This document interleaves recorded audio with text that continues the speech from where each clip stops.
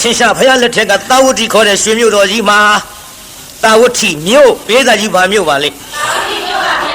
ပစ္စည်းဥစ္စာကျွယ်ဝတဲ့မဟာဓနတထေးကြီးတထေးကတော်ကြီးမှာပေါက်ဖွားတဲ့သမီးလေးတယောက်ပေါ့အဲ့ဒီမိန်းကလေးကြီးကိုချင်းဝတိအမြဲတီလို့ပတ္တစာရီလို့သူ့နာမည်လေးဒီလိုမှဲ့ခဲ့တထေးသမီးလေးဆိုတော့သွေးကြီးမွေးကြီးနေနိုင်တဲ့အဆင်ရှိတော်လဲသွေးကြီးမွေးကြီးမနေခဲ့သူ့မိတ်ကိုမိတ်သူ့ရွှေမျိုးကိုရွှေမျိုးမရွေးခဲ့တဲ့ပတ္တစာရီအဲ့ဒီပတ္တစာရီတို့အိမ်မှာခိုင်းစေပြီးတော့ထားတဲ့ကျွန်းယောက်ျားဒါသဆိုတာလူနာမည်မဟုတ်ဘူးကျွန်းနာမည်ကျွန်းနာမည်ဒါသဆိုတာကျွန်းယောက်ျားဒါသီဆိုတာကျွန်းမိန်းမဒါပေမဲ့လို့ကျွန်းလဲလူလဲကျွန်းမို့လို့သူ့နာမည်ဟာမောင်ဒါသာလို့ပဲဒီလိုခေါ်ခဲ့ကြကျွန်းယောက်ျားပေါ့အဲ့ဒီကျွန်းယောက်ျားမောင်ဒါသာသူ့အိမ်မှာခိုင်ဆဲပြီးတော့မိဘများကထားကြတနေ့တစ်နေ့ကြတော့မောင်ဒါသာတလင်းနဲ့တရွင်းဆွဲပြီးတော့မြက်ထိုးသကိုပြိဿစရင်ငှားကိုစရင်ငှားဆိုတော့တလင်းထဲမှာဇဘာနေဖို့ကောက်လိုက်နေချဖို့မြစ်တွေကိုထိုးပြီးတော့နေတဲ့အခရတတထေးသမီးလေးပတ္တစာရီလေသာတကားလေးဖွင့်ကြည့်လိုက်အော်ကြည်စမ်းမကိုရာသနေဘူးခေါင်းကြီးတနာစရာကြီးပါလားသူ့ကြည့်လျက်ခွန်အောက်ဗလာကြီးကလည်းကောင်းပါပြီတဲ့စရင်ငှားသာဆိုရလူကျော်လူခန့်ကြီးနောက်ဘဝကပုဝိသကတပုံညာတာဆိုတဲ့ဒါနစကြီးကပြက်ခဲ့ပဲလို့ကိုရတာပစ္စရှိတဲ့ထေသားဆိုရင်ဘလောက်ထိအောင်လူချစ်လူခင်ပေါ်လိုက်မတော့အမလေးခုတော့ရုပ်ရည်လှသလောက်စရင်ငါဆိုတော့အောက်တန်းကြနေလို့ချစ်သူမရှိခင်သူမရှိဖြစ်နေတဲ့တော်ဘဝကိုဘယ်သူတွေမသနာဖြစ်ပဲလို့ကျုပ်တနာလိုက်လေချင်းကျုပ်တနာလိုက်လေချင်းနဲ့တနာကလေးကမနေဘူးပြိဿသောဟာတော့မှာဒေသကြီးတနာရင်ဘာဖြစ်တော့မှာသွားတော့မှာဘယ်နေတော့ဖြစ်ဖူးတဲ့မိဘများမသိအောင်အလစ်အသာလေးဆင်းပြီးတော့မျက်ကူထိုးတာကောင်းတိုက်ပေါ်ကဆင်းသွားကိုရသာလှမ်းခေါ်လိုက်ဟာလမ်းလိုက်တာမပါရဲ့ဘာတော့ခမဘာတော့မလုံနဲ့လာအုပ်ကြီးကိုဟုတ်ကဲ့တက်ပြောလေလုံမနေနဲ့ဒါမဲ့တော့မြက်ထိုးနေတာမြင်လို့နေဘူးခေါင်ကြီးကျုပ်ကတနာလို့မြက်ကူထိုးမလို့ပေးပါကိုရသာရဲ့တရွင်းဟာနေပါစီမပါရဲ့ကျုပ်တို့ခက်ဖြစ်ချင်းဖြစ်ပါစေတော့လက်ဖွားနုလေးခမတရွင်းထိုးရင်သွေးချီဥသွားမှာပေါ့အော်တော့တနာလို့ပြောနေတာတနာတာပေါ့ဗျာနေပါစေကျုပ်လုပ်ပါခမအစေကလေးရဲ့အလုံးလောက်ရမှာကကျလို့ရဲ့တာဘောမပါတာရှိပါစေတော့အော်တဲ့ခက်နေတော့တနာလို့ပြောတာတော့ပေးနေပါစေဗျအော်ပေးပါလို့ပြောနေပါစီဗျဟောတော့ပေးပါလို့ပြောနေတရွင်းဆွဲလူတကိုပရိသတရွင်းဆွဲလူနေတုံတရားနာပရိသလာပြီပြုနောက်ကပရိသနောက်ကပိသားကြီးနောက်ကလာပြီဟိုင်းဒါမလို့တာတထေးကတော်ကြီးမြက်နှကြောတင်းနေနဲ့လှမ်းငေါက်လိုက်ဟိုင်းဆိုတရွေးဆွဲလူနေရအတလမ်းသွားတထေးကတော်ငေါက်လိုက်တော့သူတို့လက်ထဲကတရွေးကလေးကအခြေမလှတော့မြေခရှာတာပေါ့တရွေးကလေးလွတ်ကြပြီးနှစ်ယောက်စမားတရားနာပြိဿတယောက်မျက်နှာတယောက်ကြည့်လိုက်တထေးကတော်ကြီးကြည့်လိုက်ဟဲ့ဒါသာခင်ဗျာမင်းပါလို့ဟောဗျာကျွန်တော်မြက်ထိုးနေတယ်လေတော်ရဲ့ဟုတ်ကောင်မသွားတိုက်ပေါ်တက်ဆိုပြီးငေါက်ထုတ်လိုက်တော့ပရာစာကြီးတိုက်ပေါ်တက်သွားတိုက်ပေါ်ရောက်တော့အိုးအမေကဒေါသကြီးပါပြီတဲ့ဘာမှလည်းစဉ်းစားတာမဟုတ်ဘူး အစေကမဲဆိုပြီးတော့ပါမြရိုက်ရိုက်လေးမလား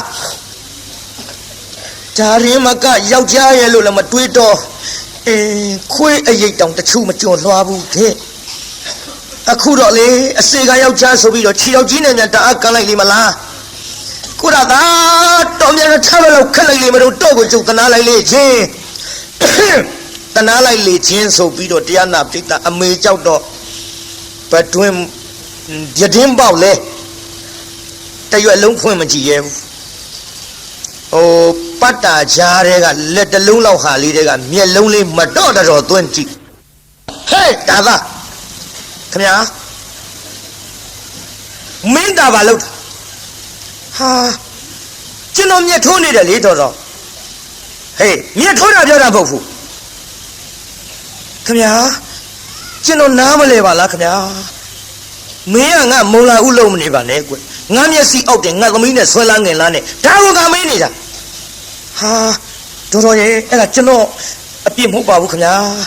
ကျွန်တော်မျက်ထိုးနေတာကိုလေတော်တော်သမီးကတနာလို့တဲ့သူဆွဲလူလို့နေပါစေလို့ကျွန်တော်ကပြောတာမရဘူးသူကဇွတ်လူတယ်ခင်ဗျနောက်ငါသမီးနဲ့ဒီလိုတရင်တနီနီးကကငါမမြင်ချင်ဘူးမြင်ရင်မင်းငါအိမ်မော်ကဆင်းလို့အတော်ဆိုးတဲ့မိန်းမကြီးဟုတ်ကဲ့ခင်ဗျာမမြင်စေရပါဘူးလို့အဲ့ဒါလို့တာဝန်ခံလိုက်တော့တထေးကတော်ကြီးတိုက်ထဲဝင်သွားတိုက်ထဲရောက်တော့တထေးကြီးဘာတော့မေးအော်ကြီးဖြစ်ကျင်နေဘာရမလို့တော့တော်သမီးအကြောင်းတော်သိရလားဒီမဲ့တော်သမီးနဲ့လေဒါသားနဲ့ကပ်ပြီးတော့ဟောဒီမဲ့ကျုပ်မပြောချင်ဘူးနော်တနေ့ကြတော့လေတနေ့ကြတော့သူများတတွေးကွက်ပက်လက်မြောင်းမယ်တော့ဒါကြောင့်ကျုပ်လေတော်သမီးဒီတိုင်းထားနိုင်ဘူးတော်သမီးဒီတိုင်းထားနိုင်ဘူးဒီလိုပြောလိုက်တော့ဗရာလေးကအပေါ်ကဟိုတရားနာပိဋကအထက်ဆုံးလေကတိမျက်နှာလေးနဲ့အမိအောင်ငုံပြီးချောင်းကြည့်နေရကတော်သမီးဒီတိုင်းထားနိုင်ဘူးဆိုတော့တုံသွားဟင်တော်သမီးဒီတိုင်းမထားနိုင်ဘူးလေငါဘယ်မှပို့မလို့ပါလေအမေတို့လည်းလုံးမလို့ပါလိမ့်မလဲနားထောင်နေတုံဒီမဲ့တော်သမီးဒီတိုင်းထားရင်အစေကနဲ့မှားလိုက်မယ်လေရင်ပါပြီးတော့တနေ့မှားမှသေးကြတယ်ဒါကြောင့်ကျုပ်လေဟောတော်သမီးကိုတောင်ပြင်ကတထေးသားနဲ့မြန်ပေးသားမှဖြစ်မယ်။လေသာသမီးမိန်းကလေးမွေးထားမင်းတာဝန်မယ်။မှန်တော့မိခင်နေမှန်တော့။ယောက်ျားသားလေးဆိုငါတာဝန်မယ်ကွ။မင်းဖမေစီစဉ်အဲ့ဒါလို့ပြောလိုက်တဲ့စကားကြတော့ပတ္တစာရီလေးဘာပြောကောင်းမလဲကဒင်းမောတအားပြေးပြီးတရားနာပရိသတ်ရေကဒင်းမောအာရမောက်မျက်နှာမောခေါင်းအောင်ကအိုးတရားနာပရိသတ်အသေးသေးရင်နဲ့တလျက်လျက်နဲ့ခံစားရတဲ့ဒဏ်ချက်ကအပြင်ဘက်ငေါက်ထုတ်တာမျက်ရည်လေးကိုတုတ်ကနေကြလာမျက်ရည်တွေပေါက်ကြလို့ခေါင်းအောင်ကြီးတအားဖက်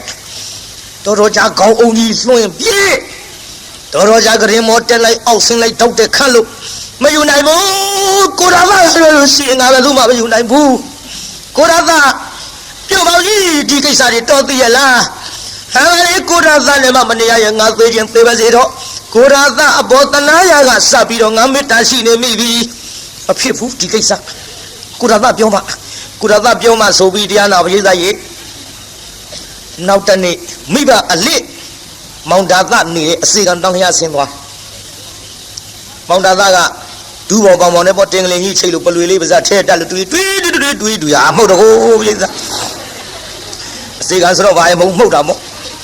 ပလွေလေးတက်ပြီးမှုန်နေတော့မမရာကအနန္နာရောက်ကိုရာလာမှုန်ရင်တက်ထားတဲ့ပလီဆွဲနှုတ်တာတွတ်တော့တခါပဲ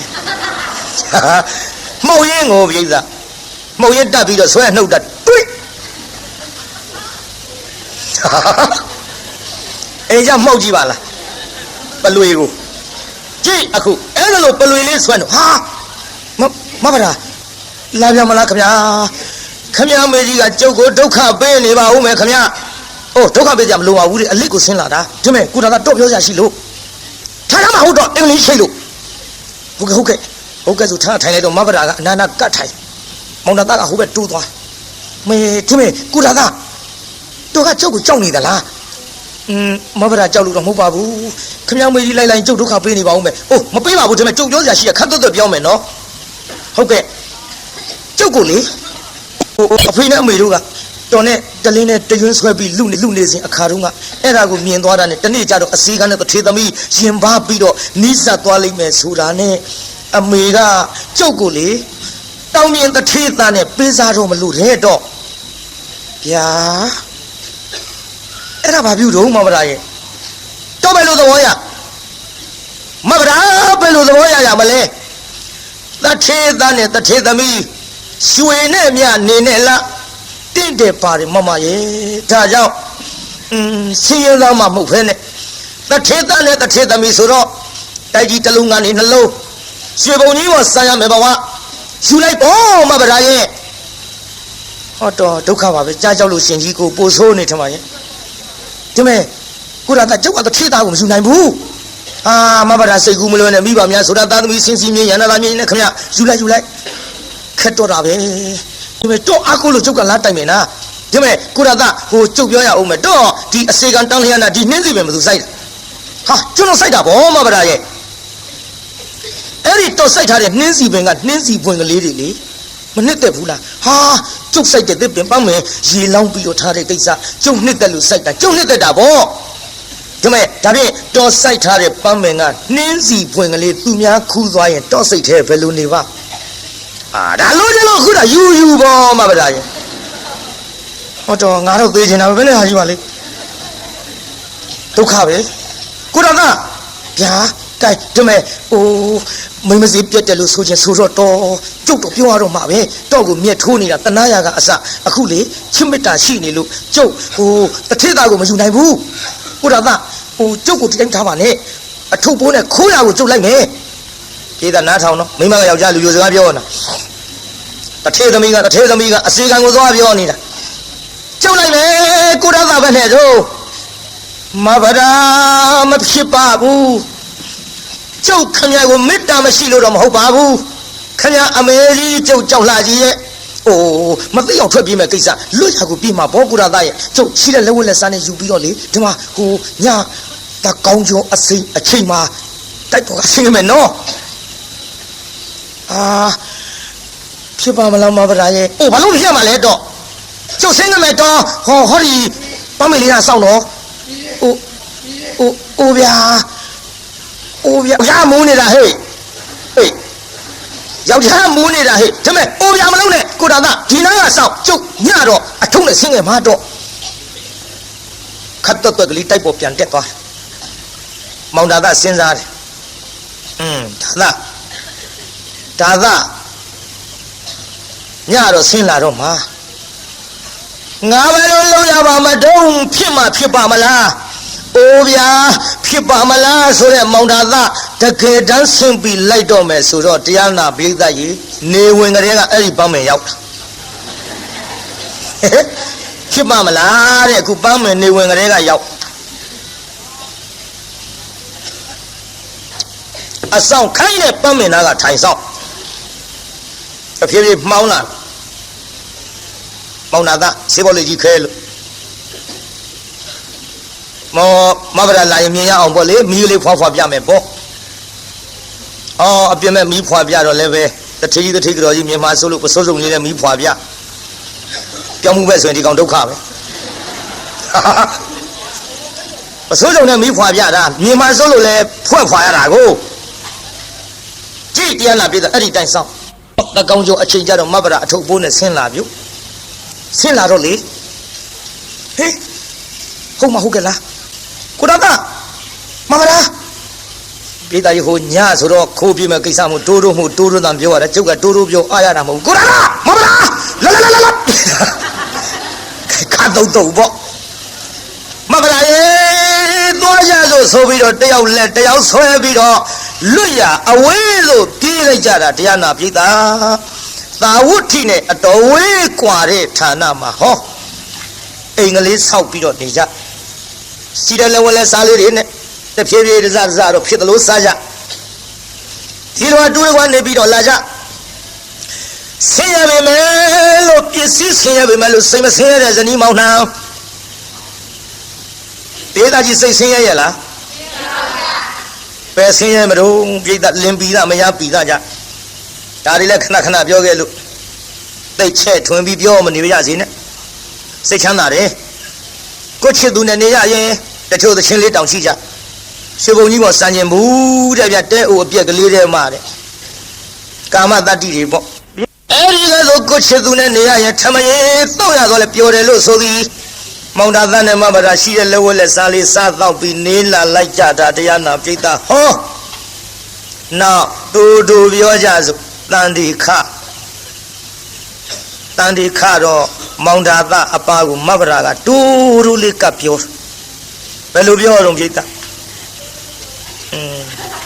ပြောပါနင်တို့ကလည်းတူလေးတူလေးကပြောကြတဲ့ကဟိုကိစ္စဆိုတာသိပြီမောင်တာသ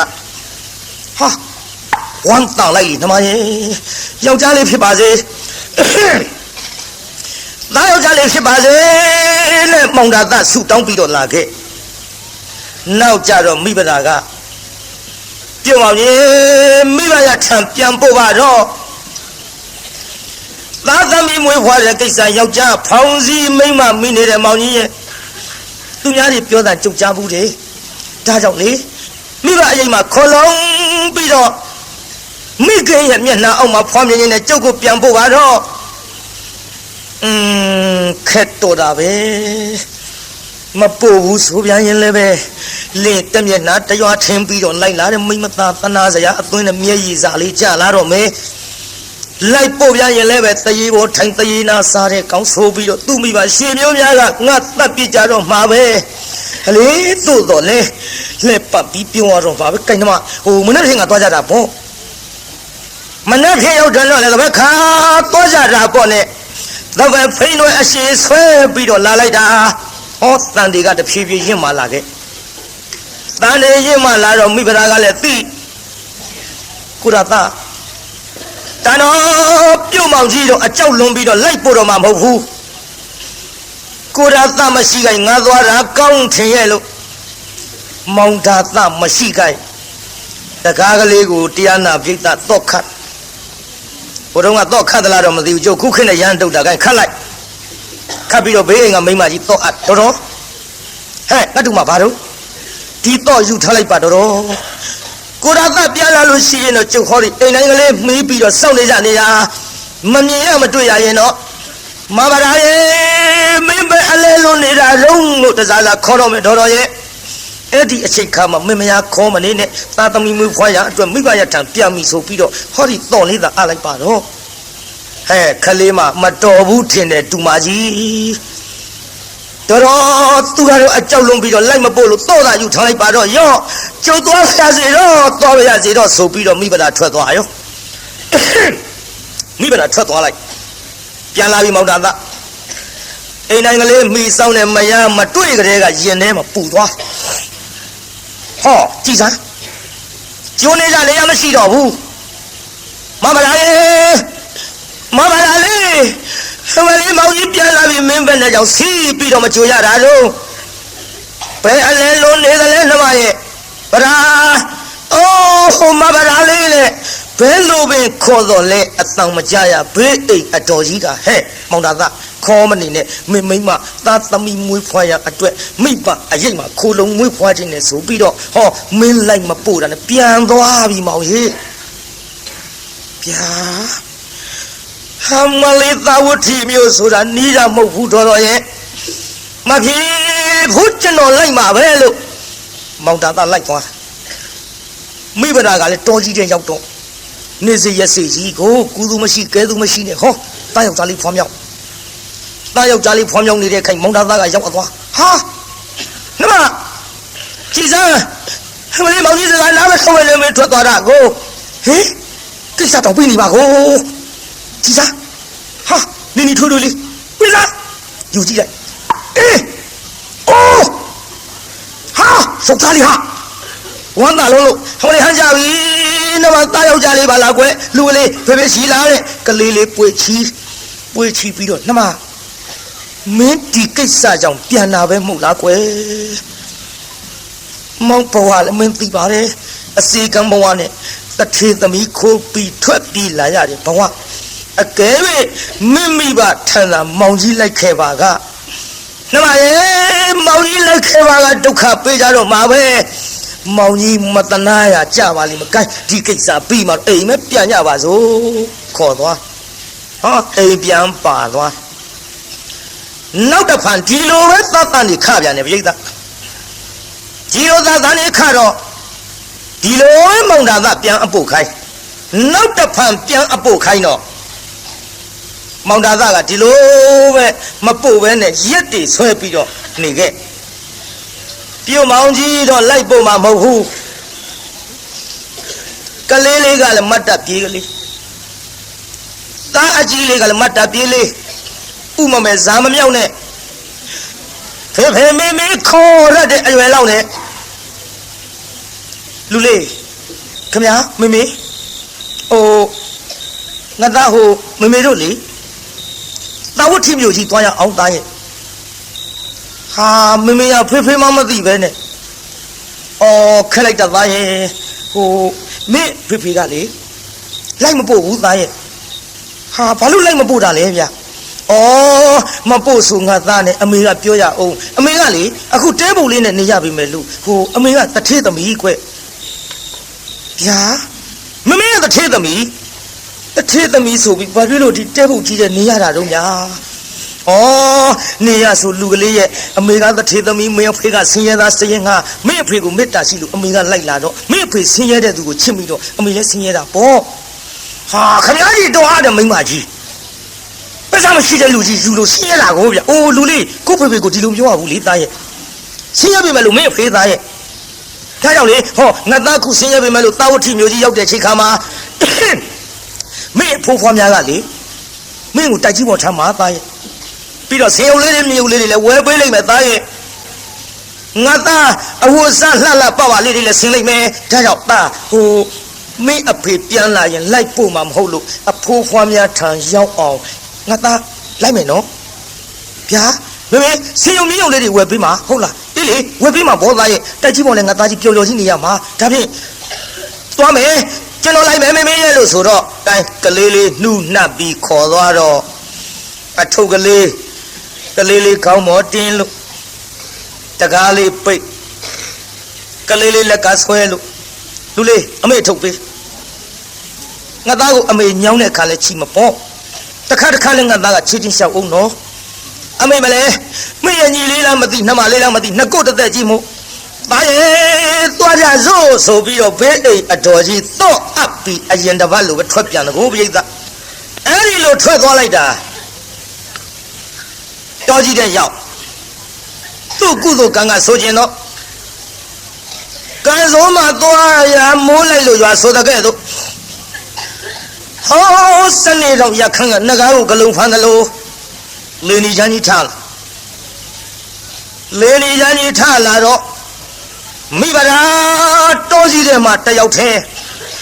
ကုသူမရှိကဲသူမရှိနဲ့ကံမစလေးကနှင်တော့လူလေး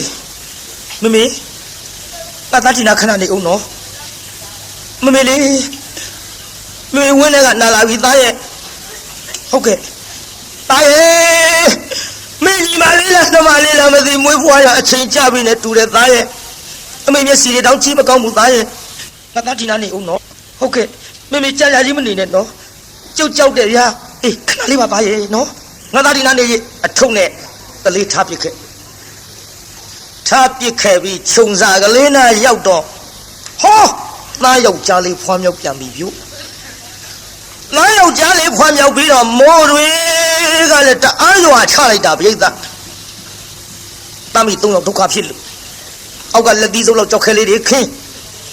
အဲ့ဒီပေါ်ဒုက္ခလေးတွေတင်းလို့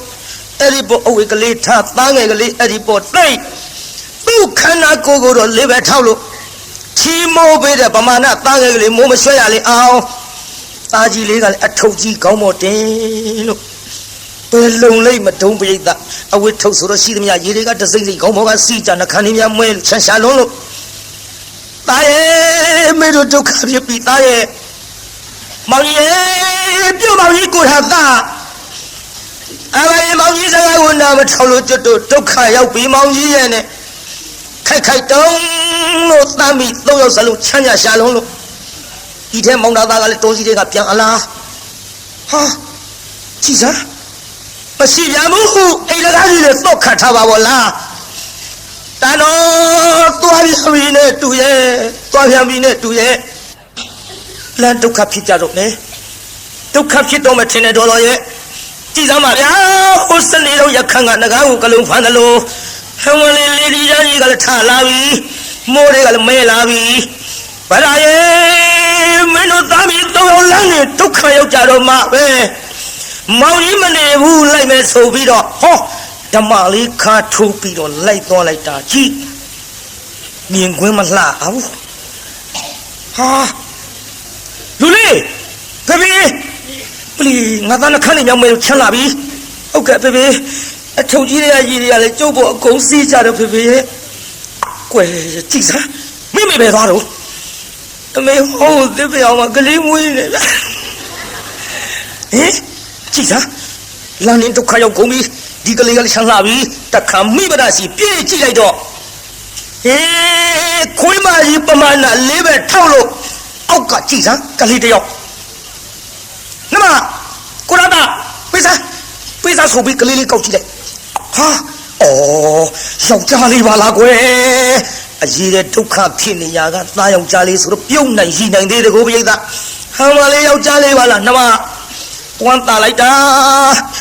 ဒါပေမဲ့လို့မင်းဒုက္ခဖြစ်တာမောင်ကြီးစကားနားမထောင်လို့မိတ်လှကြည့်လားဟိုမှာကြည်စမ်းသားကြီးလေးနှခမ်းလေးလည်းမဲလို့ချက်ရှာလာပြီအေးပတ်ပြီးတော့ဒုက္ခရောက်ကုန်ကြတော့မှပဲကိုရသားပြီးတော့မှရိုက်တန်ရိုက်ပေါင်ကြီးရဲ့အပြစ်တင်တာတွေနောက်ထားလို့ကျွတ်တို့သားမိသုံးယောက်အချမ်းပြေအောင်လေမြင်းမြေသားလေးဆက်ပြီးတော့မိဖို့ပေးပါတော့အေးရောနမဒီကလေးယူထားမောင်ကြီးတော့မယ်နော်မကြဘူးခဏလေးထင်းမြင်းမြေသားရှာလို့မောင်ကြီးမိဖို့လို့ပေးမယ်ထမရဲ့နေတော့လို့ဆိုပြီးတော့မောင်သာသဓမ္မရိုလေးနဲ့ထွက်သွားလိုက်တောင်ပေါ်ကြီးတစ်ခုနာရောက်သွားတောင်ပေါ်ကြီးနာမြင်းမြေသားထင်းချောက်ရှောက်ပြီးတော့ရှာလိုက်တာဘယ်မှမတွေ့တောင်ပေါ်ကြီးနာရောက်သွားတော့တောင်ဖို့ပေါ်ပေါက်နေတဲ့မြက်များကတော့ရေစိုးနေလို့တောင်ဖို့အတွင်းမှာဝင်ပေါက်နေတဲ့မြက်ချောက်ကလေးတွေမီးပွေးလို့လွယ်အောင်ခုတ်မဟဲ့ဆိုပြီးတော့ဓမ္မညာဘက်လက်ကကင်ပြီးတော့တောင်ဖို့အတွင်းပေါက်နေတဲ့မြက်ချောက်ကလေးတွေလှမ်းနှိုက်လိုက်ဆိုတခါလေမွေဟောက်ကြီးထွက်လာမွေဟောက်ကြီးထွက်လာတာဟေးဟမ်မလေးဆိုပြီးတော့နောက်ဆုံးနဲ့ကြိုက်သေးဘူးမွေဟောက်ဆိုတာဒေါသဖြစ်နေပြုံးနဲ့ကြိုက်ဖြစ်တာမဟုတ်ဘူးခိုးတွေမှုတ်ထုတ်တာဒါကတော့မျက်စိဘာမှမြင်ရတော့ဘူးမွေစိတ်တွေမျက်စိထဲရောက်သွားပြီမွေဟောက်အဲ့ဒါလို့တရားနာပိတာဒေါသဖြစ်ပြီးတော့ပပြင်းကြီးခွက်လို့ဟေးငါမျက်စိတွေလည်းမမြင်ရတော့ပါဘူးဗလာရေပေါင်းကြီးမင်းတို့သားမီးသုံးယောက်ဆံမလို့လုပ်ပြီးတော့ပြန်ရပါမထုံးဘယ်လိုလုပ်ပြီးတော့ရောက်အောင်လာရပါမထုံးနဲ့မောင်ဒါကလေသားမီးသုံးယောက်ထံသွားခြင်းလို့လက်ကလေးနဲ့ဆန်းပြီးတော့သွားလိုက်တာဘယ်သားမီးသုံးယောက်ထံပြန်မရောက်ဘူးမွေဟောက်ကြီးစီလျှောက်သွားမွေဟောက်ကြီးနာရောက်တော့လက်ကလေးနဲ့သွားပြီးအထိလိုက်ခုတ်ကနေစလှမ်းပေါက်လိုက်ပလဲလောင်လဲလို့မဲလေးတောင်မထဲနိုင်ဘူးလဲသွားပြင်းတယ်လေမွေဟောက်ကကြီးအမလေးဆုံးအောင်မអော်နိုင်ဘူးလဲသွားလူလွတ်လို့နမရဲ့မိဗလာရဲ့မင်းတို့သမီးသုံးယောက်ထောင်ပေါင်းကြီးဘယ်လိုနည်းနဲ့မှပြန်ရောက်နိုင်တော့မှာမဟုတ်ပါဘူးမကြီးခေါ်လာတယ်မင်းတို့ကြားတော့မယ်မဟုတ်ပါဘူးသားတို့တောင်မှအားရအောင်အဖေမကြည့်လိုက်ရပါလားဟမ်မလေးအဖေဘယ်လိုနည်းနဲ့မှမင်းတို့ထောင်ပြန်မရောက်နိုင်ပဲနဲ့မိဗလာမင်းနောက်လိုက်ပြီလို့အခုတော့ငါမွေးဟောက်ခဲပြီးတော့သေဝဲဝင်ရတော့မှာပါလားသားတို့ရဲ့အဖေထိုင်ရပြေးပြီးဆုံးလာကြပါတေရောကဲမိဗလာကလည်းပဲလူလေးမမေမင်းဖေဖေကြာလာပြီလားပါရဲ့ဟုတ်ကဲ့မမေကျုပ်လည်းချမ်းလာပြီဖေဖေကမိဖို့ပေးမယ်ဆိုမင်းဖေဖေအန်တရယ်များတွေ့နေသလားကွယ် ဒါမှမဟုတ်ရင်မဖေမျက်စိလဲလမ်းမပြီးတော့ဘယ်တော့ကြီးတဲ့မြန်ရောက်သွားလေသလားမသိသားရဲ့လိုက်ပြီးတော့ရှာကြစို့သားငယ်လေးရင်မှာပွေသားကြီးလေးလက်ကဆွဲလို့တော့ကြီးမြက်မဲတဲ့ရှောက်ရှာလိုက်ကိုရတာပြုံမောင်ကြီးအော်ပြုံမောင်ကြီးရဲ့မိဘလားခေါ်လာကြရဲ့လားအဲ့လေဦးလေးပါလေထူလိုက်ပါဦးတော့လားမိဘလားအော်နေတဲ့ခေါ်နေတဲ့မောင်ကြီးရဲ့တာလူလေးအမေတန်းနေလည်းပြကုန်တော့မှာပါတာရဲ့ငါသားကြီးတစ်လက်ခေါ်ပါအောင်ဟုတ်ကဲ့ဖေဖေပြောဖေဖေမြန်မြန်လာမျိုးကျွတ်တော်ချားလာပြီလားကလေးကခေါ်အဲ့ဒါလို့ကလေးခေါ်လို့လည်းမရမိဘတာတားကြီးလေးလက်ကဆွဲပြီးတော့သွားလိုက်တာမောင်ဒါကအလောင်းကြီးနာရောက်သွားမိုးကလေးကမစင်မောင်ကလေးကမကွဲတကွဲအလောင်းကိုလည်းတိတိကျကျကြည့်လို့မရတော့အလောင်းနာအယောင်မိဘတာခြီတောက်နဲ့ဗိုက်ကြီးသွားတိုက်ဟဲ့တာနောက်ဆုတ်ကလေးဆွဲလိုက်လူလေးပါတော်ကြီးမသိဘူးသားရဲ့ပြောစီကြီးလာသားအမေတို့လွတ်ရကိုကွင်းပြီးတော့မဖေးရှားကြစို့အလောင်းကြီးထိမိတော့လေအလောင်းမှမသိမောင်လေးကိုပြိဿသားနဲ့ကောက်တဲ့ဒုက္ခရောက်ပြီးတော့လာခဲ့ရမိဘတာတို့လေမိုးလေးကလည်းစဲသွားပြီမောင်လေးကလည်းကွဲသွားပြီလူကလေးအမေတို့ပဲစီရောက်လို့ပဲစီတွားရမှလည်းမသိကိုရသားရဲ့ပြုတ်ပေါကြီးမိမလာတို့ဒုက္ခတွေလာကြည့်လိုက်ပါဦးမောင်ကြီးရဲ့ပြောရင်ဆိုရင်နဲ့ပြန်တွေ့တိုက်တဲ့အလောင်းဆိုတော့လေဟောမောင်ဒါသားလဲနေတဲ့အလောင်းကြီးနာရောက်သွားပြန်မျိုးလှန်ကြည့်လိုက်တဲ့မိဘတာဟဲ့လူလေးဗျာမမေခုမှကြည့်စမ်းမင်းဖေဖေမတာပဲဟောပြည့်စည်တဲ့လမ်းမှာခရီးပန်းကြပြီးတော့ခလုတ်တိုက်လေမုံနဲ့အိမ်မိုးကြနေတူမရဲ့သားရဲ့လာမဖေသွားကြည့်ကြစို့သွားကြည့်ကြစို့ဆိုပြီးတော့အနားရောက်ဟေးကိုရကပြုံမောင်ကြီးအဲ့ဒါအိမ်မောင်ရဲ့ကြားနေလေသလားကြည့်စမ်းမခေါ်လို့လည်းမရပါလားလူလေးအဲ့ဒီထိုင်သားရဲ့သားငယ်ကလေးအဝတ်ကလေးနဲ့ထွေပြီးတော့ဘေးနားမှာချကိုရကပြုံမောင်ကြီးမလေးအကွက်တင်ညုံမဲလို့ကြည့်လို့မကောင်းပါလားမောင်ကြီးရဲ့မောင်ကြီးဘယ်လိုအဲ့ဒါလည်းတွေ့ပါလိမ့်မထုံးလို့နောက်လှည့်ကြည့်လိုက်တော့တောင်ပူကြီးမြင်ရဟင်ဖယားငါချစ်တဲ့တိုက်ဟုတ်ပါပြီဒီနားမလဲတောင်ပူကြီးနဲ့ဟာမလေးပြုတ်မောင်ကြီးမွေးဟောက်ခဲလို့သေဝဲဝင်ပြီထင်ပါရဲ့ကိုရတာပြုတ်မောင်ကြီးမိမလာခေါ်နေတဲ့ထူပါဦးတော့လားမောင်ကြီးရဲ့မျက်နှာလေးလှမ်းကြည့်လိုက်တော့အိုးမျက်စိတွေကလည်းကွက်မဲပြီးတော့အမလေးမွေးစိတ်တွေတူပါရဲ့ပြုံးမောင်ကြီးဒုက္ခဖြစ်နေပါဗောလားအသက်မရှိရဲ့ပြင်မောင်ကြီးရဲ့အလောင်းတောင်လှလှပါမမြင်ရပါလားမျက်နှာလေးပေါင်ပေါ်တင်မဲစီလေးလှုပ်ပြီးတော့ခဏခေါ်ဘယ်လိုမှခေါ်မရဘဲနဲ့မိမလားခမငိုရှာတော့ကလေးလေးကပြောဖေဖေခမအိတ်လာကြီးလားထားတော့လေဖေဖေအမေငိုနေတယ်ဗျအမေငိုနေတာခမမသိဘူးလားအခုအမေငိုနေတယ်မိကိုထားပြီးတော့ချော်ပါအောင်တော့လားအိတ်လာကြီးလားခမထားလေးလေလူကလေးမေအဖေလူစိမ်းကားကြီးအိတ်တာမဟုတ်ဘူးတာရဲ့ပထသောအိတ်ချင်းနဲ့အိတ်တာကွယ်မြင်ရလားဟိုမှာတောင်ပေါ်ကြီးမေအဖေမွေဟောက်ခဲလို့အကွက်တွေညုံမဲပြီးတော့မေဝဲဝင်ပြီ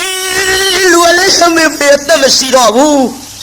အဲ့ဒါလို့လဲပြောလိုက်ပါလေရောကလေးကအလောင်းမော်ပြစ်လဲဖေဖေကျွတ်တော့ဖိုးဝါတို့ရှိလိုက်ပို့ပါဗျာမမေစေယုံမြင်းရုပ်လေးတွေဝယ်ပေးမှာဆိုအဝတ်စားလှလှလေးတွေဝတ်ရမယ်ဆိုတိုက်ကြီးပေါ်ပြေးလွှားပြီးကစားခြင်းလို့ကြုတ်ရောက်အောင်ပို့ရမှာပေါ့တာရဲ့မရောက်ရအောင်မေပို့ရမှာပေါ့ငါသားတို့နဲ့အမေတောက်ထီရောက်အောင်တော့သွားရမှာပေါ့ဒါပေမဲ့လို့လူစိမ်းခါကြီးတို့တော့မလိုက်နိုင်တော့ဘူးသားရဲ့ ကိုရသာပြုတ်ပေါင်းကြီးဟိုလေမိဘတော်ဘယ်လိုလုပ်ပြီးတော့ဖြေရပါမတော့ဒါကလေးလေးမကြခဏပြပြင်မရနာကြွရပါဘောမိဘအလှမဘဝင်နေခုံလာကြီးရဲ့ရေတုံးကမောရေတုံးကမောငိုရှာတကူပြိတ္တာကိုရတာကျုပ်ပဲလုပ်ပြီးတော့ဖြေရပါမတော့မောင်ကြီးရဲ့မောင်ကြီးနေရခဲ့ပြီးတော့ဟောဒီတောကြီးတောင်ကြီးတဲ့တယောက်ထဲလူကလေးဒီလိုငုံနေကြလို့မပြီးဘူးမိခဖေကိုတစ်ခက်ကလေးတွေချိုးအုပ်သားရဲ့ကလေးကတစ်ကိုင်းလေးတွေချိုးလာတစ်ခက်ကလေးတွေအုပ်နောက်မိဗလာကမျက်နှာပဝါလေးလွှမ်းလို့ပြုတ်မောင်ကြီးနေရခဲ့ပြီးတော့ဟောဒီတောကြီးတောင်ကြီးတဲ့တယောက်ထဲနေရခဲ့ပြီးတော့ဟောရွှေစုမျိုးစုတို့ရဲ့ထံပြန်ရောက်တော့မှတော့အလောင်းကျုပ်လာပြီးတော့လှလှပပတင်းကျုံမဲ့မောင်ကြီးရဲ့လို့မခွဲခြင်းမနဲ့ခွဲလို့ထရောက်မှထားအမလေးနေရခဲ့ပြီးတော့မိဗလာတို့သွားပြီးမောင်ကြီးရဲ့လို့အလောင်းကြီးမခွဲခြင်းမနဲ့ခွဲလို့ဟောသားကြီးလေးလက်ဆွဲသားငယ်လေးရင်မှာပွေပြီးတော့သာဝတ်ထီကိုမှန်းပြီးတော့လှမ်းခဲ့ရပါပြီပြိဿကုသိုလ်ကံကဆိုးကျင်တော့ချောင်းငယ်လေးတစ်ခုသွားတွေ့ချောင်းကလည်းတရားနာပြည်သားမိုက်တရောထိုက်တရောအကုန်လုံးမျောပြီးတော့ရေစည်းကတန်မာပြီတဲ့မောစရကြုံရမှာပေါ့လားလူလေးအမေလေးငါသားတို့နှစ်ယောက်ကိုဟိုဘက်တခါတည်းမပို့နိုင်ဘူးသားရဲ့ဟုတ်ကဲ့မမေဘယ်လိုလုပ်မလဲကျွတ်တို့ဟိုဘက်ဘယ်လိုလုပ်ပြီးတော့ကျွတ်တို့ဟိုဘက်ဘယ်လိုလုပ်ပြီးတော့ကုရုံမမေရဲ့ငါသားခဏနေအောင်နော်ငါသားဒီနာထိုင်မင်းကြီးလေးအမေခဏထားပြီးရေထဲဆင်းကြည့်အောင်မယ်သားရဲ့ဟိုဘက်ရေနဲ့သလားတိမ်သလားဆင်းကြည့်ရေကရင်စိုးလောက်ထိရက်ကန်နဲ့ပြန်လာလူလေးမင်းကလာရေဒီအမေရင်စိုးထိတယ်သားရဲ့ရင်စိုးထိတဲ့ရေတွေကိုအမေပဲလေးရဲ့လည်းငါသားတို့နှစ်ယောက်တခါတည်းမပို့နိုင်ဘူးဒါကြောင့်ငါသားဒီအထုပ်ကလေးယူထားနော်မင်းကြီးလေးအမေဟိုဘက်ကန်သွားပြီးတော့ပို့မယ်သားရဲ့ဟုတ်ကဲ့မေနဲ့ပြန်ခဲ့နော်ရေတွေကအော်နေတဲ့မေကျုပ်ကြောက်တယ်ဗျာရေတွေကတဝဝနဲ့မေအော်နေတဲ့မေကျုပ်ကြောက်တယ်မြန်ပြန်ခဲ့ခဏလေးပါသားရဲ့မေသွားမယ်နော်ကလေးလေးပွေပြီးတော့တခါတည်းရင်စုပ်လောက်ထိတဲ့ရေကိုလွတ်အောင်လေဘင်းသားထိအောင်ကပ်မပြီးတော့ရက်ကန်နဲ့သွားဟိုဘက်ကန်းစာရောက်တော့အဝတ်ကလေးနဲ့ထွေးပြီးကလေးလေးခြုံစားသိပ်ပြီးတော့သားကြီးလေးကိုခေါ်မလို့ပြန်အလားရေလေကောင်လေးရောက်ပါလေရောတစ်ပင်မော်နားနေတဲ့သိန်းစွန်ကြီးတကောင်ကသားငယ်လေးသားတစ်ထင်မှတ်ပြီးတအားချီတုပ်ပါရောဗျာဟောသိန်းစွန်ကြီးမလေးကိုကျိုးနေပါဘောလားတာရဲ့လူလေးအမေစီခုံချလေးရဆက်သွေးဆက်တောက်ချနိုင်လိမ့်မတော့အမလေးရဆက်သွေးဆက်ဒုက္ခပြစ်တဲ့မိမကိုနေမတနာလို့တသားလေးခုလို့ချီတာလားဟဲ့သိစွန်ကြီးအမလေးငါသားလေးချောက်ရတော့လားလို့လက်မြောက်ချီမြုံနဲ့လက်ခုတ်လက်ဝါတိပြီးတော့ခြောက်လိုက်တာလေဟောကန်းစားထားခဲ့တဲ့သားကြီးလေးကသူ့လက်ရခေါ်တာမှတ်သိစွန်ချောက်တာလက်ရခေါ်တာမှတ်ပြီးတော့ဟုတ်ကဲ့မေကျုပ်လာခဲ့မေဗျာနဲ့အထုပ်ကလေးကောင်းမွန်ရွက်ပြီးဆင်းရောဗျို့ဟဲ့လူကလေးမဆင်းတဲ့သားရဲ့အမလေးအမေရေစိုးထိတဲ့ရေမင်းပဲလို့လုပ်ပြီးတော့မိပါမတော့သားရဲ့မင်းကိုအမေခေါ်တာမဟုတ်ဘူးသိစွန်ကိုချောက်တာသားအမလေးမဆင်းနဲ့မလားနဲ့လူကလေးရဲ့လို့ပြောမရတော့ရေကိုရင်နဲ့ဖိပြီးတအားကူလိုက်တာဟောသားအကြည်မြုပ်ပြီးအထုပ်သာတွေ့လိုက်ရပါဗျာခွေရိုင်းလို့ရေထဲကမနေတဲ့ဟိုဘက်ကန်းစာရောက်တော့ကိုရာသားရဲ့ပြုတ်ပေါင်းကြီးတော်သားတွေပါအပါခေါ်သလားမောင်ကြီးရဲ့ဟိုလေးကြီးသားကိုတယောက်ထဲသေးပါကိုမသွားပဲနဲ့တော်သားတွေတော်ချစ်လို့ခေါ်သလားဟောဒီဒုက္ခကောင်ပါကြီးပါအပါခေါ်ပြုတ်ပေါင်းကြီးကျုပ်လည်းမနေရခဲ့ပါစေနဲ့ဟိုလေးကျုပ်ဒုက္ခပြပါဝလားမောင်ကြီးရဲ့ဒီမလေးအမေရဲ့ချောက်ခွဲပြီးတော့သေရကြီးရဲ့အလေးနဲ့ ကန်ဆာမှာတရားနာပိဋကငိုးနေတုံပြုံးမနဲ့ဟောအဖိုးကြီးတယောက်ရောက်လာဟေးဟဲ့ခလေးမ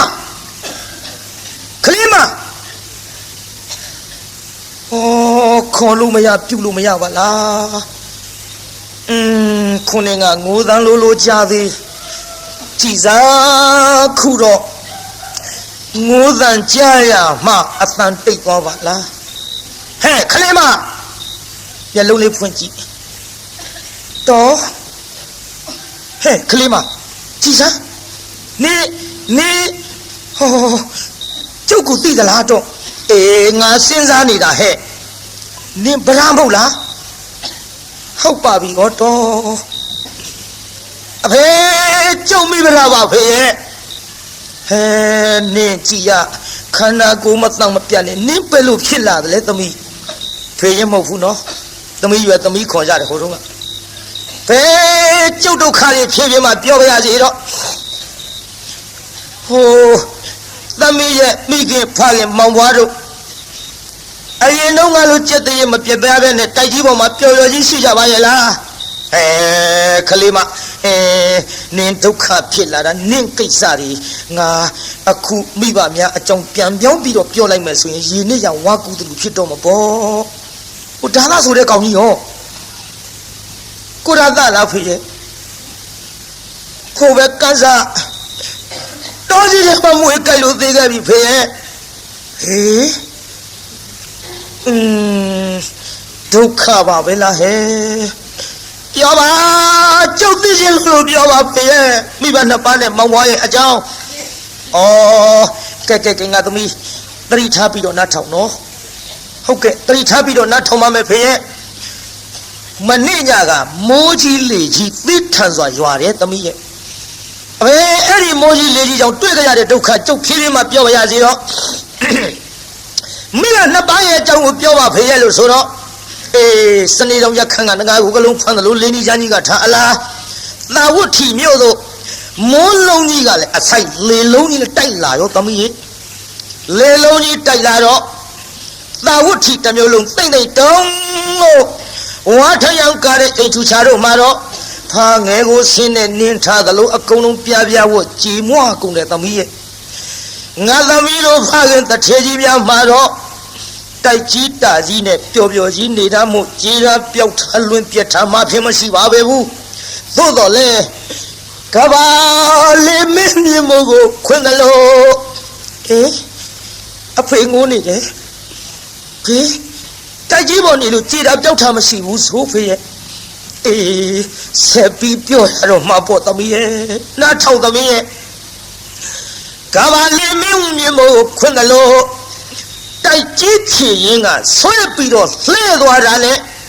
ငါသမီးရဲ့အဖေရဲ့ငါသမီးရဲ့အမေရဲ့ငါသမီးရဲ့မောင်ဝါရဲ့သုံးယောက်တွေ့ညက်ကျသမီးရဲ့တိုက်ပြီးတော့သေကုန်ကြပြီဟဲ့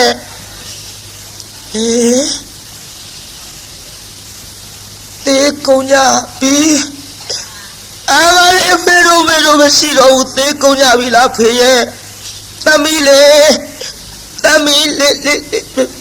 ပြောရင်ဆိုရင်လစ်သွားပြီတတိလစ်သွားပြီတတိလစ်သွားတော့ဟာဖယားငါပြောမိတာတို့ခမများကုန်ပြီနဲ့တူရဲ့ဟဲ့ကလေးမဗရာသမီးနဲ့မစီလေးလှုပ်လို့ခေါ်လိုက်မျက်လုံးလေးပွင့်လာတော့ပြုံးဗရာပြုံးလာပြီပြိဿသမီးဘာသမီးတို့ကိုဒါကသမီးဖေနော်ဖေသမီးရဲ့ဘာဖေတို့လူကမွေကိုက်သေးဘယ်ငါမွေကိုက်မှာတော့သမီးဘာလို့ရှောက်ပြောနေတာတို့ဟောအဖေသိခမ်းပါဖေသိခမ်းပါကျုပ်ပါလေပြောမိတော့ဖေရဲ့ကျုပ်မိဘမောင်ဘွားတိုက်ပြီလို့သေုံနေမှာကအားလေးကိုဒါကဟိုပဲကန်စားမွေကိုက်လို့သေခဲ့ပြီဖေရဲ့ကိုရသားနဲ့သားနှစ်ယောက်ရတယ်ဖေရဲ့ဒါတော့ဒီတာထားဖို့ကလေးတယောက်ပဲပြစ်ထားခဲ့တော့ဟဲ့ကလေးမပြစ်မထားခဲ့ပါဘူးဖေရဲ့သူ့အကြောင်းနဲ့သူနေရခဲ့ကြပြီဖေရဲ့မိဘကကုသိုလ်ကံဆိုလို့ ဟောဒီကန်စာကိုကူးပြီးတော့တန်ငယ်လေးကိုခြုံစားသိသားကြီးလေးကိုပြန်အခေါ်သိစွန်ကသားငယ်ကိုသုတ်လို့လက်ရပြီး၆တော့သားကြီးလေးကသူ့ခေါ်တဲ့မှတ်ပြီးတော့ရေတဲ့ဆင်းအဖေလိုက်ပြီးတော့ဆဲတော့လေအထုပ်သားတွေ့လိုက်ရတဲ့ဖေရဲ့အာလည်းမိဘတဲ့ဒုက္ခတွေကြီးစားကြီးရဲ့ဟဲ့တပီသတိထားငါတပီတဏှာကြီးရဲ့တားကြောင့်နဲ့ငါမပြောရှင်ပါဘူးလို့ပြောရဲ့သားနဲ့သတိထားသမီးသတိထားဆိုပြီးမရပါဘူးနောက်တစ်ခါကြည့်တလှဲ့နဲ့ပြုံးလာပြန်ပြီဟင်ကိုရသားဟဲ့သမီးဖေနော်ဘာဖေတို့တော့အသက်ကြီးနှုတ်ခမ်းမွေးတွေပေါက်လို့ပြုတ်တော့ဒါဆွဲနှုတ်ကလေးမနားလိုက်တာသမီးရဲ့သမီးသတိထားဟင်ဖေဒီခမ်းမဖေကျုပ်နောက်တစ်ခါကြည့်တလှဲ့လေအဖေမသိကြဒီဒုက္ခတွေကျုပ်အေးမဲ့ဟုတ်ပါဘူးဖေရဲ့တော့အမွေးတွေကျုပ်လက်ထဲတဆုပ်ပါစီတဝီရဲ့ကဲတဝီသတိထားနော်ဟဲ့ဒီမှာတာဝတိမျိုးမှာရွှေကြီးမျိုးကြီးတထေးကြီးရဲ့သမီးမို့လို့ငါသမီးလည်းဘယ်သူမှပြစ်ထားမယ်မဟုတ်ဘူးငါသမီးသတိထားလို့ပြောရင်ဆိုရင်လည်းအဖိုးကြီးရင်ဝင်တဲ့ကနေပြီးတရားနာပြီးတာဖြတ်ဆိုမတ်တရဖိုးကြီးမျက်လုံးပြူသွားမျက်လုံးပြူရောပေါ့အခုခမရတို့ဝက်နေတာဂွန်းထမိန်ဟိုတုန်းကဗျံထမိန်ဆိုတော့ထမိန်ကြီးဖြန့်ပြီးနှစ်ဆကောင်းပေါ်ဝဲလို့လေတကွန်လွတ်တဲ့အတိုင်းဟဲစွန်ကြီးဟဲဖိုးကြီးပြူသွားတယ်မျက်လုံးသမီးကြည့်မကောင်းဘူးဒီလိုမလုံးနဲ့သမီးဒီလိုမလုံးနဲ့မရဘူးတရားနာပရိသတ်ကြီးခုံပေါက်ပြီးတော့တွတ်ချအောင်ယူလို့မောဘမလေးဝဲလို့ရေထဲကလက်ထခုံတော့တတိကလေးရတဲ့ခါတိုင်းသားလျောက်လည်းသေခဲ့ပြီလင်းလည်းသေခဲ့ပြီဖေမေမောင်ဝါလည်းသေခဲ့ပြီကျုပ်တနေတဲ့6လုံးပြည့်လိုက်ရတဲ့မိမကြီးမို့လင်းလည်းမရှိအဖေလည်းအမေမရှိလို့ကျုပ်ကိုတနာကလေးကြွေးကြဝေးကြပါတော့ပေးကြပါတော့လို့ဒီလိုငိုရင်ရိုးရင်လည်းကျွတ်ချိန်တန်လို့ထင်တရားနာပြိဿဟောမြတ်စွာဘုရားတရားပွဲကြီးနာရောက်သွားပြီယုတ်တရားပွဲကြီးနာရောက်တော့ပဒါတတိလေးလည်းရလာပဒါနဲ့ကျုပ်ခွင့်ကြုံမင်းနဲ့တူရဲ့သုံးလောကထွတ်ထားတပ်ပြညမြတ်စွာဘုရားတရားပွဲကြီးနဲ့တူရဲ့ငါတရားနာမှာပဲနဲ့ပြိဿအစွန်ရောက်သွားတော့ပြိဿကဟဲ့အယူမတော့မလာနဲ့ငေါ့ထုတ်တော့မဟုတ်ပါဘူးတော့ကျုပ်ငေါ့ကြပါနဲ့ကျုပ်မရိုက်ကြပါနဲ့မမှန်ကြပါနဲ့ကျုပ်ဟိုတရားနာခြင်းလို့တော့ထိုင်တရားနာဒီနာထိုင်နာမဟုတ်ဘူးကျုပ်ဘုရားဖူးခြင်းလို့တော့ဘုရားဖူးခြင်းကဲထိုင်ဒီနာထိုင်ဖူးမဟုတ်ဘူးတော့ကျုပ်ဘုရားနာသွားဖူးခြင်းလို့ဒီအရေးတော့ရမလားလို့ဘာမှပါပဲဒုက္ခပါပဲခေါင်းဆွဲထုတ်စမ်းဆိုငေါ့ထုတ်တော့မြတ်စွာဘုရားတတိတော်မှာဘုရားကိုတော်မြတ်ကြီးရှိအပသို့ကပ်ပြီးမဖူးရဘူးတရားမနာရဘူးတဲ့ဗျာတတိတော်မောင်လည်းမရှိအဖေလည်းမရှိအမေလည်းမရှိလင်လည်းမရှိလို့တတိတော်ကိုနှိမ့်ဆက်ကုန်ကြပြီဗျာတတိတော်အကိုအားထားရမြတ်စွာဘုရားတဆူသာရှိပါတော့သည်ဘုရားလို့ရှောက်လိုက်တော့ဟဲ့ခြေသားခြေသမီးတို့မနှင်းညာနဲ့အသားလေးဝင်မစေလာပါစေဟဲ့လို့ဟောဘုရားကိုတော်မြတ်ခွင့်ပြုခိုင်းလိုက်တော့မှလမ်းကလေးပွင့်သွားအဲ့ချက်စွတ်တိုးဝင်ဖိုးကြီးတွေဝင်တိုက်ခေါင်းမလေးဘယ်နဲ့ငါခွာတိုက်ဖိုးကြီးတွေကိုကားရနဲ့တချို့ဖွားကြီးတို့တိုက်လှည့်ပြခဲ့တာဟာတော့အမလေးကရင်လုံးမလေးငါသွိုင်းလူကြတော့မအောင်ငယ်အဖွားကြီးတွေလည်းလဲနေရဲ့ဒီလိုနဲ့တိုးခွေပြီးဝင်သွားလိုက်တာပြည်သားဟောဖျားပိုင်ရောက်ဒူးလေးတုတ်ရသော်ဗျာတတိတော်မှာဒုက္ခကြီးကြတော်မူပါဗျာတတိတော်6လုံးပြည့်လျရတဲ့မိမပါဖျားလို့ဖျားလျှောက်တော့ဟဲ့ခြေသမီးသတိထားလို့အနမတက်ကသံဃာကစလို့ဒီကဲ့သို့အဖေသေးလို့အမေသေးလို့လင်းသေးလို့သားသေးလို့ရွှေရင်းမျိုးတွေသေးလို့ငိုခဲ့ရတဲ့မျက်ရည်တွေစုထားရမဟာသမုဒ္ဒရာလေးစင်မကတော့ဘူးဟဲ့ဒီလိုဖိုးသေးခွားသေးရိုးတွေတောင်းနေပုံလို့ဆိုတာလို့ခြေသမီးသတိထားဒီကဲ့သို့လင်းနေသားတွေသေးလို့ဘဝတိုင်းငိုခဲ့ရတဲ့မျက်ရည်စုထားမယ်ဆိုရင်ဖြင့် ချစ်သမီးမဟာသမုဒ္ဒရာ၄စင်းမြမကတော့ဘူးဘယ်နဲ့ကြောင့်သတိမေ့လျော်နေပြီတနည်းလို့မြတ်စွာဘုရားကိုတော်မြတ်ကြီးကဟောမဟာသမုဒ္ဒရာသူဇလံပရိတကံတရောဟောအတုဇလံအနဘကံဒုက္ခေနဟာဗုဒ္ဓတနရတသောစတောကေဟိကရဏသောကဝတပမစ္စတိလို့အဲ့ဒီအနောက်မတက်ကဒေသနာပြလိုက်တဲ့တရားနာပိဋကဆေးချက်မိတဲ့လူနာထထိုင်နိုင်သလိုဟောတရားနာပိဋကဒိဋ္ဌိနဲ့ဝိစီကိစ္စကွာလို့ပတာစာရီသောတာပန်ဖြစ်ပြီးတဲ့နောက်ယဟန်ပြုခွင့်တောင်းယဟန်ပြုခွင့်တောင်းတော့မှဘိက္ခုနီမှာကြောင်းတော်ရောက်ဘိက္ခုနီမှာဘဝနဲ့ဆွမ်းကံကြွရကအပြန်ကြောင်းရောက်တော့ကြောက်ဖြာပေါ်မှာကျွတ်တူခြေကလေးတင်ပြီးတော့ရေဆေးတကိုးပိဋကဦးတဲ့ကရေကလေးခတ်လိုက်ဦးတဲ့ရေမရှိတာသူသိမခတ်ခင်ကမရှိတာမဟုတ်ဘူးခတ်လို့ခွက်ထဲပါလာတဲ့ရေလေးကဦးတဲ့မရှိဘူးခွက်ထဲပါလာဒါညံကလေးနဲ့ကြည့်ခွက်ထဲကရေလောင်းချလိုက်တော့ခြေပမိုးပေါ်ခွက်ထဲမရှိပြန်ခြေပမိုးပေါ်ကကြောက်ဖြာပေါ်စီးကြခြေပမိုးပေါ်မရှိပြန်ဘူးကြောက်ဖြာပေါ်ကြပြန်တော့မြေကြီးပေါ်ရောက်တော့လေရေအကွက်ကလေးသာထင်ပြီးပျောက်သွားတာကိုညံကလေးနဲ့အိုးတဲ့ရေခွက်ထဲမှာပြောင်းသွားပြီခွက်ထဲကရေခြေပမိုးပေါ်မှာခြေပမိုးပေါ်ကရေကြောက်ဖြာပေါ်မှာကြောက်ဖြာပေါ်ကရေမြေကြီးပေါ်မှာမြေကြီးပေါ်ကြပြန်တော့လေတဲရွေ့နဲ့စိမ့်ပြီးတော့ပျောက်သွားတော့အကွက်ကလေးသာထင်လိုက်ရသဖြင့်ဟေးအနိစ္စပါတကားလို့နောက်တစ်ခါထပ်လောင်းပြန်တော့ရှေ့တဆင်တိုးပြောင်းအနောက်တစ်ခါထပ်လောင်းရှေ့တဆင်တိုးပျောက်သွားတာမြင်လိုက်တော့အနိစ္စသတ္တဝါတွေဒီဟောဒီရေခွက်ပမာဏတရွေ့နဲ့ရွေလျောပြီးတော့သေခြင်းနဲ့အဆုံးသတ်လို့တန်တရားမှာခြားကြလဲပြီးတော့ဇာတိမပြတ်သမျှဒီဒုက္ခတွေအိပ်လိုက်ရပါဘူးလို့ဉာဏ်ကလေးနဲ့ရှုလို့အနိစ္စကိုသုံးသပ်နေသောခါဘုရားကိုယ်တော်မြတ်ကခြေသမီးသင်ကြားတော်မှနဲ့သင်ပြောတာဟုတ်တယ်သင်လောက်တာမမှားဘူးဟဲ့လို့ဩပါသရောင်ကြီးတော်နဲ့အကူကြီးပေးပြီးတော့တရားနာပရိသတ်ရေမြတ်စွာဘုရားကခြေသမီးကြည့်ခဲ့သို့ခန္ဓာနာယုတ်တို့ရဲ့အဖြစ်ပြက်ကိုဉာဏ်နဲ့ရှုဆင်ခြင်းသောပုဂ္ဂိုလ်သည်တရက်ပင်နေရတော့လေအသက်တရားနေရတော့သူထက်မြတ်သည်ခန္ဓာနာယုတ်တို့ရဲ့ဖြစ်ပြမှုကိုမဆင်ခြင်မဲနဲ့မိလျော့ပေါ့တန်နဲ့ဖြစ်သလိုနေဖြစ်သလိုစားဖြစ်သလိုသွားပြီးတော့နေတဲ့တတ္တဝါများသည်အသက်တရားပဲနေရတော့လေတရက်နေရတော့သူတော့မမြတ်ဘူးချစ်သမီးလို့အဲ့ဒီကဲ့သို့ဒေသနာမိန့်ကြားသဖြင့်ပတ္တစာရီထေရီမသည်အာသဝကုံခံ၍ပါလာသမျှကံကျွင်းနေအရဟတမနဲ့တတ်လို့အာသဝကုံခံ၍ယဟန္တာမကြီးအစီဖြည့်ကြည်ဖြစ်ရရှာလေတော်သည်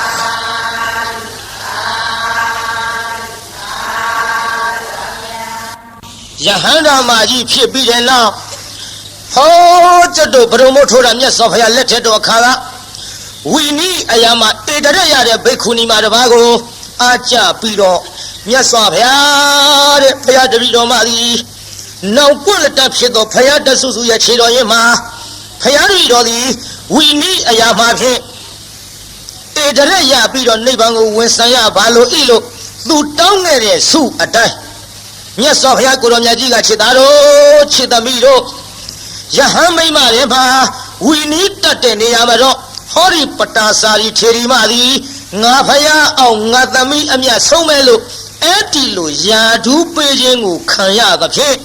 သာဝတိမြို့သူဖြစ်သောပတာစာရီသည်သောတာပတ္တိဖို့ရောက်၎င်းနောက်အာသဝကုံခံလို့ယဟန္တာဖြစ်၍ဝီနီးအရာမှာဧတရက်ရသောပတာစာရီထေရီမကြီးကိုအကြောင်းပြု၍ဟောသည်